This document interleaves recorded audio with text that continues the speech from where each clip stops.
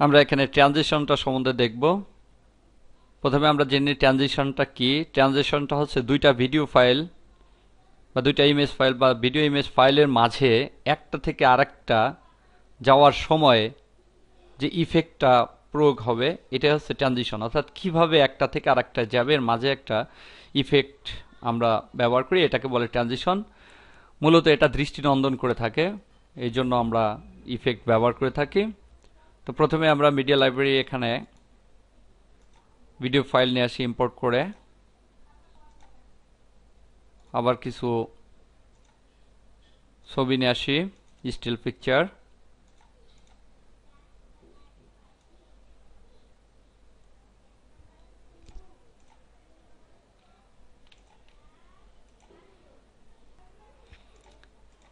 এবার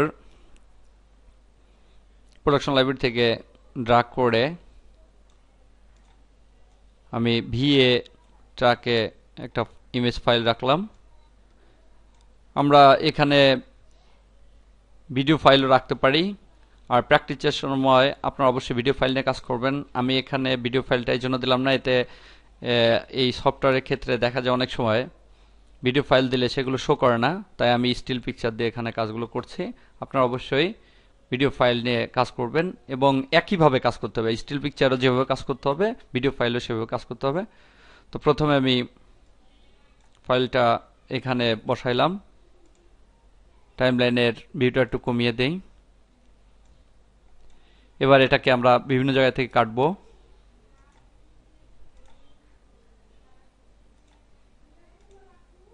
এভাবে আমরা চারটা অংশ করলাম। আমরা একটার উপরেই কাজ করব, এই জন্য ভিভি ট্রাকে অন্য কোনো ফাইল আনিনি, এটাকেই ড্র্যাগ করে নিব ওখানে।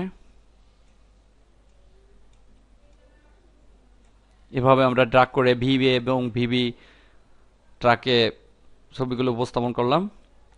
এটাকে যদি আমরা এফএক্স ট্রাকে নিতে চাই, কোনো অবস্থাতে সে যাবে না, কারণ এফএক্স ট্রাকে শুধুমাত্র ট্রানজিশনই বসানো যায়, অন্য কিছু বসানো যায় না। এবার প্রোডাকশন লাইব্রেরি থেকে আমরা ট্রানজিশন ইফেক্টে ক্লিক করলাম। এখানে দেখাচ্ছে অনেকগুলো ট্রানজেকশন, অনেক স্টাইলের ট্রানজেকশন রয়েছে। এখান থেকে যে কোনো একটা ট্রানজিশন এনে আমি দুইটা ক্লিপের মাঝে এফএক্স ট্রাকে বসাইলাম। এখানে বসানোর পর ক্লিক করার পর এরকম একটা ডায়লগ বক্স আসবে, আমাকে দেখাচ্ছে কোন স্টাইলে সে করবে, আবার আমরা কি ফ্রেম ব্যবহার করব কিনা।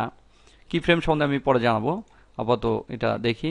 এবং ওইটা এখান থেকে ফ্রম ভিএ টু ভিবি, অর্থাৎ প্রথমটা থেকে দ্বিতীয়টা যাবে না, দ্বিতীয়টা থেকে প্রথমটা আসবে, তার একটা স্টাইল এখানে দেখতে পাচ্ছি।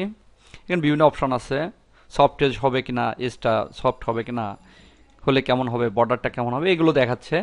তো এখানে আমরা চয়েস করে দিতে পারি, দিয়ে ওকেতে ক্লিক করলাম। আবার আরেকটা ট্রানজিশন আমি এসে এখানে বসাই, ওকেতে ক্লিক করলাম। এটাও যে কোনো জায়গায় পরিবর্তন করতে পারি আমরা। ওকেতে ক্লিক করলাম, আরেকটা ট্রানজিশন নিয়ে আসি, এটা নিয়ে আসলাম এখানে বসাই, ওকেতে ক্লিক করলাম। এভাবে আমরা বিভিন্ন জায়গায় ট্রানজিশনগুলো বসাইতে পারি। এবার আমরা টেস্ট করে দেখব ট্রানজিশনগুলো কিভাবে যাচ্ছে। টাইমলাইনের প্রথমে ক্লিক করে এন্টার প্রেস করতে হবে। এখন দেখা যাচ্ছে এন্টার প্রেস করলে সরাসরি সে রেন্ডারিং এর মতো হতে শুরু করে, তাই এটা কিন্তু কোনো প্রিভিউ না। ইস্ক চাপ দিয়ে এটাকে বন্ধ করে দিলাম। যদি আমরা প্রিভিউ দেখতে চাই তাহলে অবশ্যই মনে রাখতে হবে প্রিভিউ উইন্ডোর ইনস্ট্যান্ট প্লে এখানে ক্লিক করতে হবে। ইনস্ট্যান্ট প্লে এই বাটনটি বা এই আইকনটির উপরে ক্লিক করতে হবে, তাহলে সে ইনস্ট্যান্ট প্রিভিউ দেখাবে। ক্লিক করলাম, এবার এন্টার চাপি, এবার সে প্রিভিউটা দেখাচ্ছে।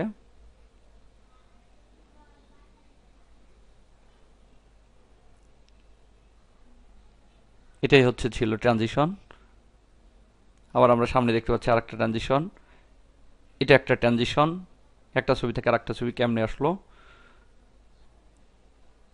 ট্রানজিশনের ডিউরেশনগুলো, অর্থাৎ কতটুকু সময় নিয়ে ট্রানজিশন হবে, এটা যদি আমি চেঞ্জ করতে চাই তাহলে ট্রানজিশনের উপর ক্লিক করে তার উপরে রাইট ক্লিক করে ডিউরেশনে ক্লিক করতে হবে। এখানে দেখা যাচ্ছে চারটা অংশ আছে, প্রথমটা হচ্ছে আওয়ার, দ্বিতীয়টা হচ্ছে মিনিট, তৃতীয়টা হচ্ছে সেকেন্ড, চতুর্থটা হচ্ছে ফ্রেম। অর্থাৎ আমরা জানি 30 বা 29টা ফ্রেম থাকে প্রতিটা সেকেন্ডে, তাই এখানে 4টা অংশ দেওয়া হয়েছে।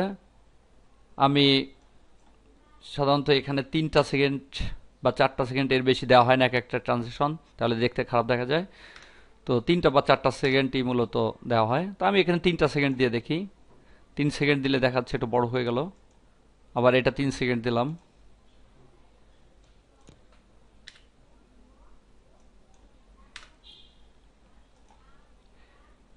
এভাবে আমরা ট্রানজিশনের ডিউরেশনটা বাড়াইতে পারি।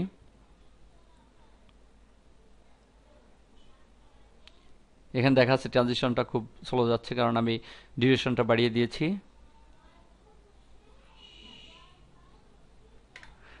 আবার যদি এটা আমরা একটা ফাইল নিয়ে কাজ করলাম, এবার যদি 2টা ফাইল নিয়ে কাজ করতে চাই,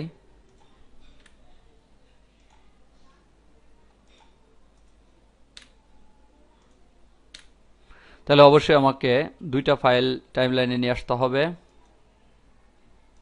মিডিয়া লাইব্রেরি থেকে 2টা ফাইল আমি টাইমলাইনে নিয়ে আসলাম।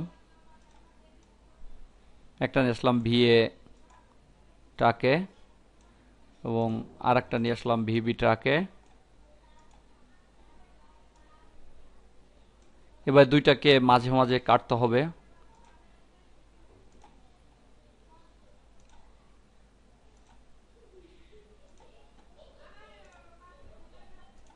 এবার একটার মাঝে ফাঁকা জায়গা করে করে সেখানে আরেকটা প্রবেশ করাতে হবে।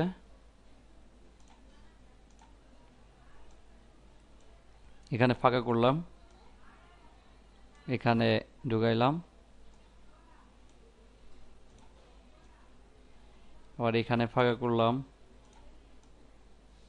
একটা যে জায়গায় থাকবে আরেকটা সে জায়গায় থাকবে না, কারণ তাহলে যে কোনো একটা প্রিভিউ করবে, ওতে সমস্যা হবে।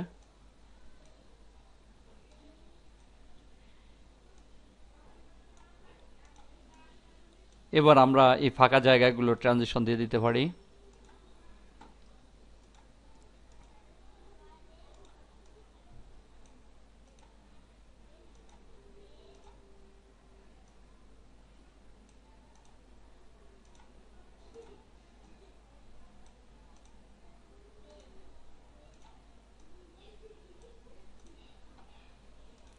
এবার প্রিভিউটা দেখব। টাইমলাইনে প্রথমে ক্লিক করে এন্টার চাপতে হবে কিবোর্ড থেকে। এবার প্রিভিউটা দেখাবে।